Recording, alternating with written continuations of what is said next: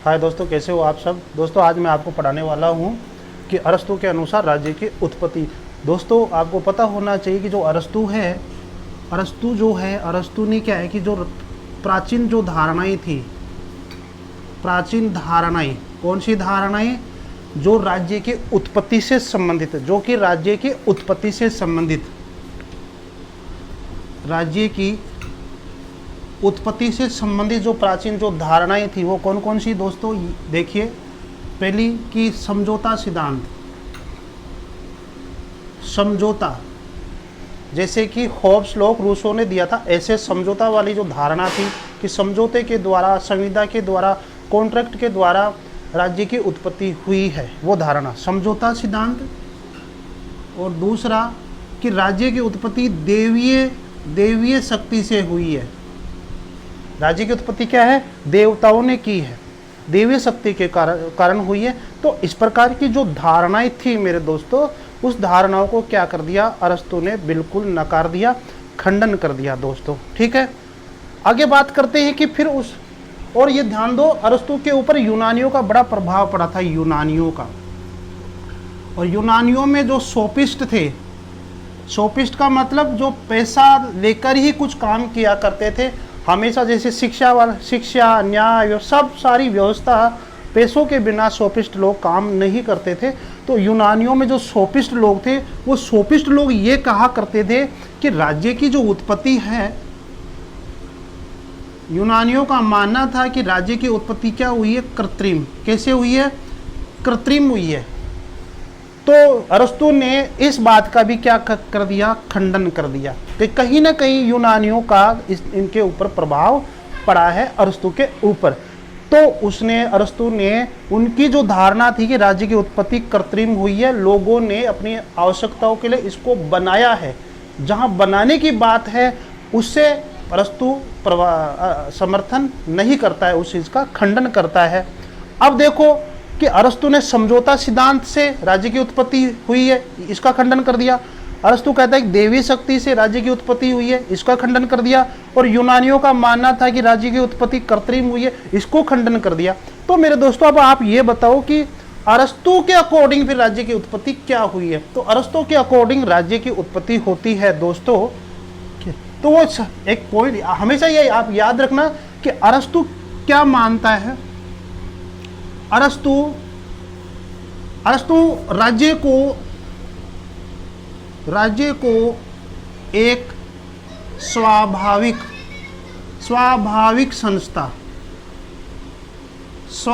संस्था मानता है। अर्थात हम ये कह सकते हैं कि राज्य क्या है, एक प्राकृतिक संस्था है, प्राकृतिक संस्था, यानी कि राज्य का निर्माण अपने आप हुआ है, किसी ने बनाया नहीं।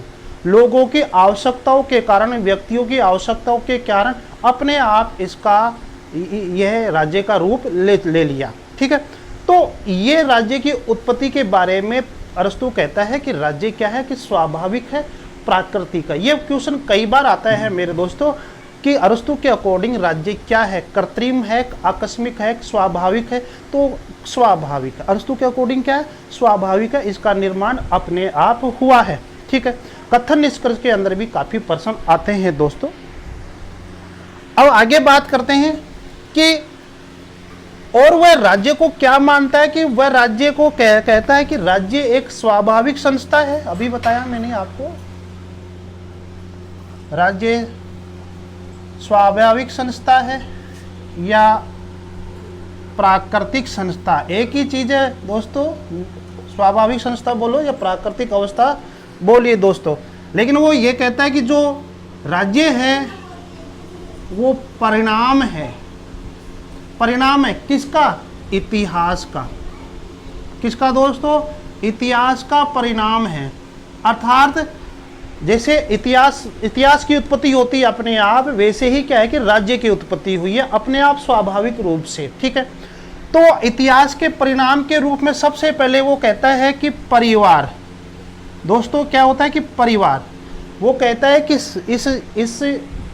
इस संसार के अंदर सबसे पहले देखा जाए तो वो कहता है कि इतिहास का परिणाम है, अर्थात ऐतिहासिक परिणाम है, ऐसे कह सकते हैं कि ऐतिहासिक परिणाम है। जिस प्रकार इतिहास बदलता है, इतिहास की उत्पत्ति होती है अपने आप, कोई बनाता थोड़ी है, अपने आप बन जाता है इतिहास दोस्तों, तो वैसे ही ये राज्य की उत्पत्ति होती है स्वाभाविक रूप से, प्राकृतिक रूप से। तो इस इतिहास के क्रम में वो सबसे पहले किसको लेता है? परिवार को। ठीक है, अरस्तु कहता है कि सबसे पहले परिवार बना दोस्तों, और परिवार के बाद में क्या बना? ग्राम बना। क्या बना? ग्राम बना। और ग्राम के बाद में क्या बना? राज्य की उत्पत्ति हुई। राज्य की क्या हुई? उत्पत्ति हुई। ठीक है, तो अब एक बात तो आपके समझ में आ गया होगा, आपसे पूछा जाए कि अरस्तु के अकॉर्डिंग राज्य की उत्पत्ति कैसे हुई, तो आपका आंसर होना चाहिए कि अरस्तु के अकॉर्डिंग राज्य की उत्पत्ति परिवार से हुई। परिवार मिलकर क्या बनते हैं? गांव बनते हैं, और गांव मिलकर क्या बनता है? राज्य बनता है। लेकिन ये उसने अवधारणा दी क्यों? ये अवधारणा उसने दी क्यों? अब पूछा जाए आपसे कि अरस्तु के अकॉर्डिंग परिवार क्या है? परिवार क्या है दोस्तों? इसकी स्क्रीनशॉट ले लीजिए। अरस्तु ने मानव की दो मूलभूत आवश्यकता मानी थी। दो प्रकार की मूलभूत आवश्यकता मानी दोस्तों, दो मूलभूत आवश्यकता मानी। वो कौन कौन सी? पहली तो थी भौतिक आवश्यकता,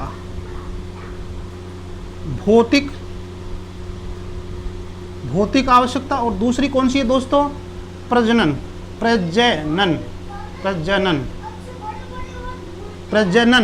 अर्थात जनन शक्ति, प्रजनन शक्ति या जनन शक्ति, या आप समझ गए होंगे, भौतिक शक्ति या प्रजनन शक्ति दोस्तों। तो अरस्तु ये कहता है कि यहां से राज्य की उत्पत्ति हुई थी, यहां से। क्योंकि ये चीज भौतिक आवश्यकता और प्रजनन शक्ति को वह स्वाभाविक मानता है। क्या मानता है? स्वाभाविक मानता है। ठीक है, आप मानते हो स्वाभाविक है कि विपरीत जो लिंग होता है उसके प्रति हमेशा क्या है कि आकर्षण होता ही है। ये मैं नहीं कहता हूं, ये नेचुरल कह रहा है, ये स्वाभाविक, ये प्रकृति कहती है दोस्तों। ठीक है, तो अरस्तु भी यही मानता है कि स्वाभाविक चीजें होती है इस समाज के अंदर, इस धरती के अंदर, इस प्रकृति के अंदर, इस पदार्थ के अंदर स्वाभाविक चीजें होती है। तो वह स्वाभाविक चीज दो मानता है, मूलभूत आवश्यक दो चीज मानता है कि मूलभूत आवश्यकता दो प्रकार की होती है, भौतिक आवश्यकता और प्रजनन शक्तियां। ये दोनों ही क्या है कि स्वाभाविक है, और इस स्वाभाविकता के कारण ही राज्य की उत्पत्ति हुई है। तो सबसे पहले क्या हुआ कि लोगों ने अपनी आवश्यकताओं को पूरी करने के लिए, नहीं भौतिक आवश्यकताओं के पूरी करने के लिए क्या बने? वो दास बने मेरे दोस्तों, दास बने। और दास कैसे बने? नौकरी पैसा करेंगे, कहीं ना कहीं नौकरी पैसा करेंगे, तो वो कहाँ गए? स्वामियों के पास। कहाँ गए? स्वामी के पास गए। तो भौतिक आवश्यकताओं के कारण क्या है कि स्वामी और दास की उत्पत्ति हो जाती है। ठीक है, फिर प्रजनन शक्ति, यहाँ पर वो नेचुरल जो आकर्षण होता है विपरीत लिंग के प्रति, उसकी बात करता है कि ये नेचुरल तरीके से यहाँ पर स्त्री व पुरुष स्वाभाविक रूप से प्रजनन के लिए, कामना के लिए यहाँ पर आए, और इनसे क्या है? संतान की उत्पत्ति होती है। तो संतान की उत्पत्ति तो दूसरी स्टेप है, लेकिन हम ये माने कि सबसे पहले अरस्तु ने परिवार के रूप में, कुटुंब के रूप में किसे संबोधित किया, किसे जाना? तो याद रखना, वो कहता है कि ये चीज सबसे पहले प्रारंभ में बनी थी, ये कुटुंब बना था, एक परिवार बना था, और इस परिवार के अंदर ये इस तरह से आप डायग्राम बना लेना मेरे दोस्तों। भौतिक आवश्यकताओं के लिए लोग कहाँ पे गए? स्वामी के पास गए। स्वामी ने उनको नौकरी दी, तो सबसे पहले एक स्वामी शब्द आया दोस्तों। तो यहाँ लोग दास बन गए स्वामी के पास, और जो स्त्रियां थी, जो स्त्री थी, वो प्रजनन के लिए इनका मेल मिलाप होता है पुरुषों के लिए।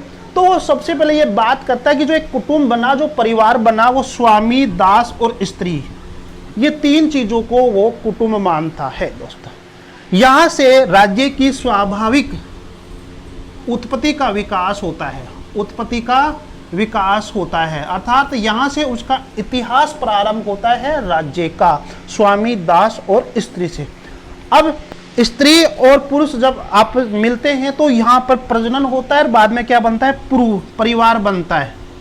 ठीक हो, परिवार बनता है, क्या बनता है, परिवार बनता है। तो वो बाद की बात है, लेकिन सबसे पहले वो बात करते हैं कि परिवार किसको कहता है, कुटुंब किसको कहता है। तो वो तीन चीजों को शामिल करता है, स्वामी और दास और स्त्री। ये आपस में एक जगह इकट्ठा होते हैं अपनी भौतिक आवश्यकताओं की पूर्ति करने के लिए और अपनी प्रजनन शक्ति के लिए। जब ये तीनों लोग इकट्ठा होते हैं, इसी को वो कुटुंब कहता है, इसी को परिवार करते हैं, और परिवार कहा कहता है, और इसी के द्वारा आगे परिवारों का जन्म होता है। बाद में लोग अपना घर निवास बनाने लगे, शादी विवाह करने लगे, वो आगे धीरे धीरे विकास होता है। लेकिन सबसे पहले इस चीज को वो क्या कहता है, परिवार कहते हैं दोस्तों। फिर वो क्या कहता है कि अरस्तु कि लोगों ने सबसे पहले परिवार की उत्पत्ति हो गई, कुटुंब हो गया। तो आप ये किसी को कंपटीशन में पूछा जाए कि अरस्तु के अकॉर्डिंग प्रारंभ में जो परिवार बना वो कैसे बना, वो किसको परिवार कहता है, प्रारंभ के अंदर स्वामी, दास और स्त्री, इसको वो परिवार कहता है।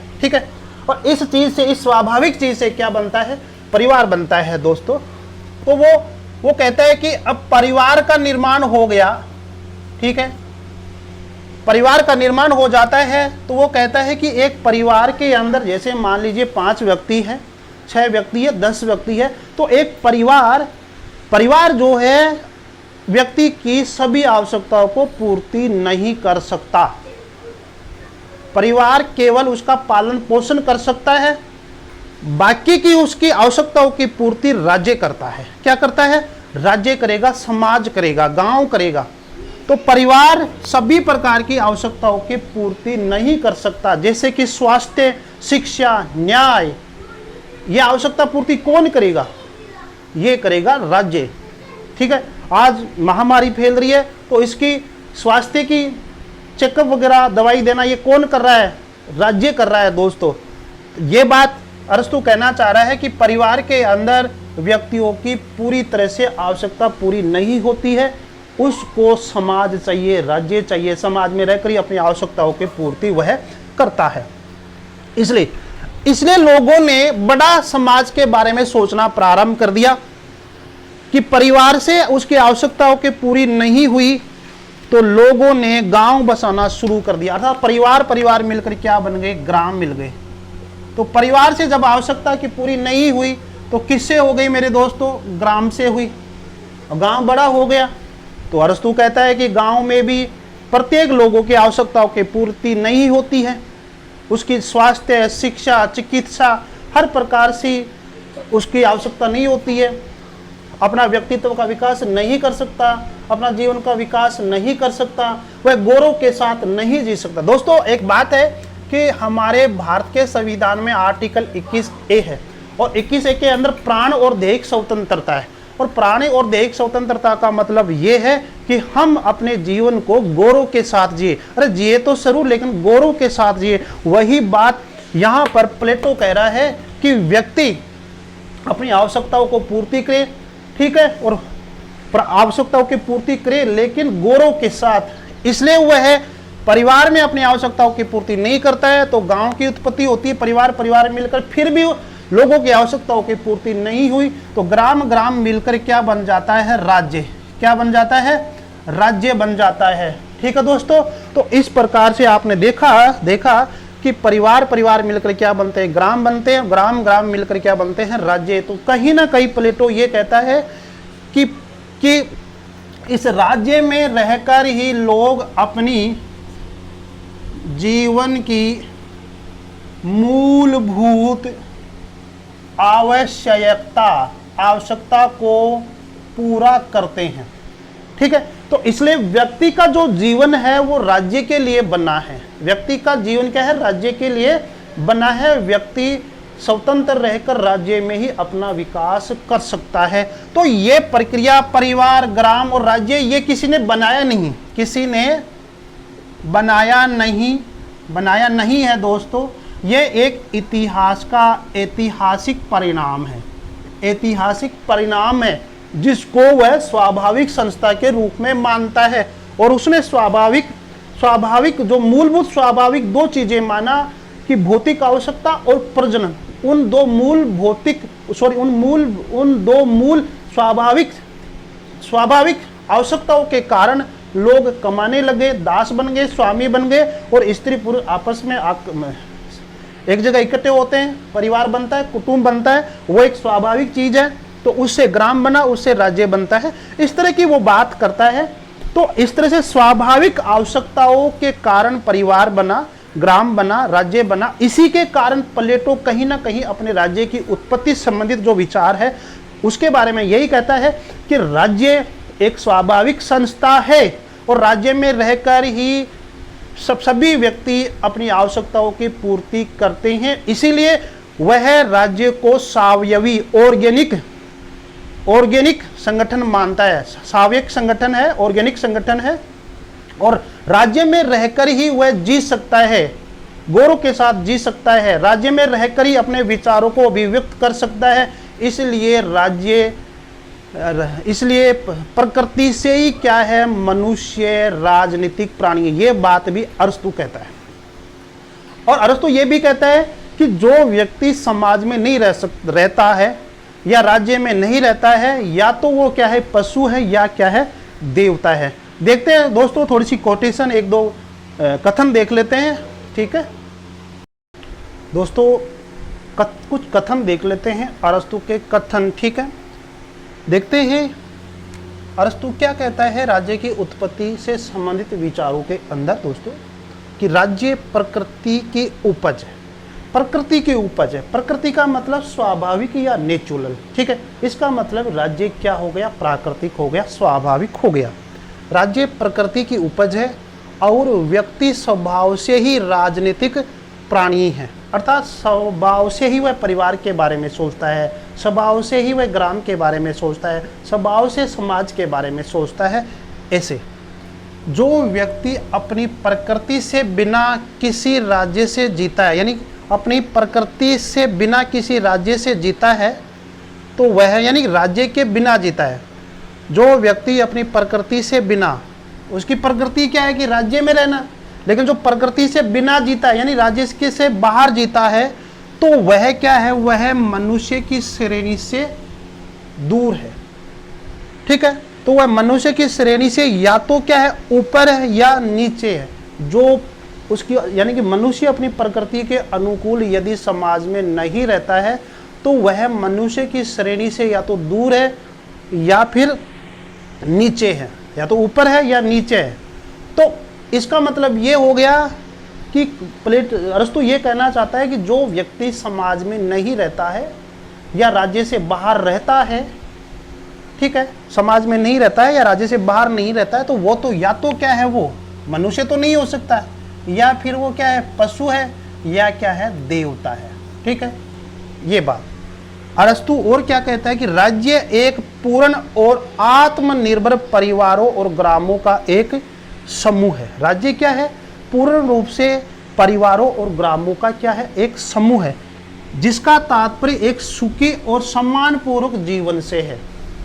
मैंने अभी बताया आपको कि सबसे पहले अरस्तु के अकॉर्डिंग क्या बना, परिवार बना। जब परिवार में उसकी आवश्यकताएं पूरी नहीं हुई, वह एक अच्छी तरह से जीवन जी नहीं सकता, तो एक आवश्यकता हुई ग्राम की, तो परिवार से क्या बना, ग्राम बना। तो कुछ समय के लिए ग्राम से उसकी आवश्यकता पूरी होने लग गई। बाद में गांव बड़े होने लगे, ठीक है, परिवारों से फिर गांव बन गए, गांव बड़े होने लगे, तो फिर लोगों की आवश्यकता पूरी नहीं होने लगी। लोग अपने जीवन को सम्मान पूर्वक से, जैसे कि भारतीय संविधान के आर्टिकल 21(1) के तहत जो जीने का अधिकार है, उसकी तरह नहीं जी सके। तो लोगों ने फिर गांवों के बाद में समाज, एक बड़े समाज की आवश्यकता कि बड़े समाज की ज़रूरत है। तो अपने आप समाज का निर्माण होता है दोस्तों, जिसको वह राज्य कहता है। ठीक है, तो वो कहता है कि परिवारों और ग्रामों का एक समूह है, जिसका तात्पर्य है कि सुखी और सम्मानपूर्वक जीवन से, अर्थात अरस्तु के अकॉर्डिंग एक राज्य के अंदर ही व्यक्ति जो है अपना पूर्ण रूप से विकास कर सकता है। इसका मतलब क्या है कि राज्य एक स्वाभाविक संस्था तो है ही, राज्य एक राजनीतिक संस्था तो है ही, तो राज्य और क्या है, सावयवी अर्थात ऑर्गेनिक संगठन भी है। अर्थात एक व्यक्ति को राज्य के अंदर ही, व्यक्ति है जो होता है वो राज्य के अंदर ही अपनी आवश्यकताओं को पूर्ति करता है। राज्य से बाहर व्यक्ति का विकास नहीं हो सकता है, इसलिए व्यक्ति को राज्य से पृथक नहीं किया जा सकता है दोस्तों। ठीक है, जिस प्रकार अब तो राज्य को वो शरीर मानता है, जैसे अपना जो शरीर है, इस शरीर से हमारे अंगों को दूर नहीं किया जा सकता है। ठीक है दोस्तों, तो उसी प्रकार से राज्य के द्वारा एक व्यक्ति को दूर नहीं किया जा सकता है, क्योंकि शरीर की तरह ही राज्य भी क्या है, ऑर्गेनिक है। मनुष्य, अरस्तु क्या कहता है कि मनुष्य एक राजनीतिक प्राणी है जो अपने स्वभाव से ही राजकीय जीवन के लिए बना है। ठीक है, मनुष्य स्वभाव से ही क्या है, राजकीय प्राणी है, क्योंकि वो समाज में रहकर ही, राज्य में रहकर ही अपनी आवश्यकताओं को पूरा कर सकता है, अपने विचारों को अभिव्यक्त कर सकता है, इसीलिए वो क्या है, राजनीतिक प्राणी है, इसीलिए क्या है, वो राजनीतिक प्राणी है दोस्तों। तो आज हमने देखा दोस्तों कि राज्य की उत्पत्ति से संबंधित विचार अरस्तु ने राज्य की उत्पत्ति से जो देवीय सिद्धांत थे, जो समझौतावादी सिद्धांत थे, और जो यूनानियों के जो कृत्रिम सिद्धांत थे, उनको क्या कर दिया, खंडन कर दिया। ठीक है, और बाद में ये कहता है कि राज्य जो है एक स्वाभाविक संस्था है। क्या है, स्वाभाविक संस्था है, प्राकृतिक संस्था है सबसे पहले। और प्राकृतिक संस्था क्यों माना, कि लोग अपने स्वभाव के कारण भौतिक आवश्यकताओं को पूरा किया, और भौतिक आवश्यकता पूरा करने के लिए लोग कमाने के लिए स्वामी बन गए, दास बन गए, तो स्वामी दास का रिश्ता हो गया। और फिर एक स्वाभाविक चीज और होती है मनुष्य के अंदर, एक तो भौतिक आवश्यकता वाली, दो मूलभूत स्वाभाविक आवश्यकता मानी अरस्तु ने, एक तो भौतिक आवश्यकता वाली, और दूसरी कौन सी मानी मेरे दोस्तों, प्रजनन वाली, जो आकर्षण वाली, जो लड़का लड़की में आकर्षण रहता है वो वाली दोस्तों। तो आप समझ गए होंगे। तो उससे क्या है कि परिवार बना। तो सबसे पहले वो एक कुटुंब के रूप में, परिवार के रूप में तीन चीजों को शामिल करता है, दास को, स्त्री को और स्वामी को। इन तीन चीज मिलकर क्या बनता है, कुटुंब बनता है, परिवार बनता है। ये एक स्वाभाविक चीज बन गई, और इस स्वाभाविक चीज के बाद में स्त्री पुरुष से परिवार बनते गए दोस्तों। तो इस प्रकार से वह एक स्वाभाविक संस्था बन गई, परिवार। और परिवार में जब आवश्यकता की पूर्ति नहीं हुई, लोगों की तमाम प्रकार की आवश्यकता पूरी नहीं हुई, तो उन्होंने ग्राम को उचित समझा कि एक बड़ा गांव होगा, परिवार मिलकर एक गांव बनेगा, तो वहाँ लोगों की आवश्यकता पूरी हो जाएगी। फिर अरस्तु कहता है कि जब गांव बड़े हो जाते हैं तो वहाँ के लोगों की आवश्यकता पूरी नहीं होती, तो उन लोगों ने एक समाज की आवश्यकता, अपने आप समाज की आवश्यकता हो गई, जिससे वह राज्य का निर्माण देता है। तो कहीं ना कहीं अरस्तु के विचारों में हमने देखा कि राज्य की उत्पत्ति का जो बिंदु है परिवार, वो एक ऐतिहासिक परिणाम है। सबसे पहले परिवार बना, फिर ग्राम बना, फिर राज्य बना, तो ऐतिहासिक परिणाम है। और इस ऐतिहासिक परिणाम में सबसे पहले जो प्रारंभ इकाई है वो क्या है, परिवार। तो परिवार के द्वारा ग्राम बना, ग्राम के द्वारा राज्य बना। इस प्रकार से वह एक स्वाभाविक संस्था है, एक नेचुरल संस्था है दोस्तों, प्राकृतिक संस्था है।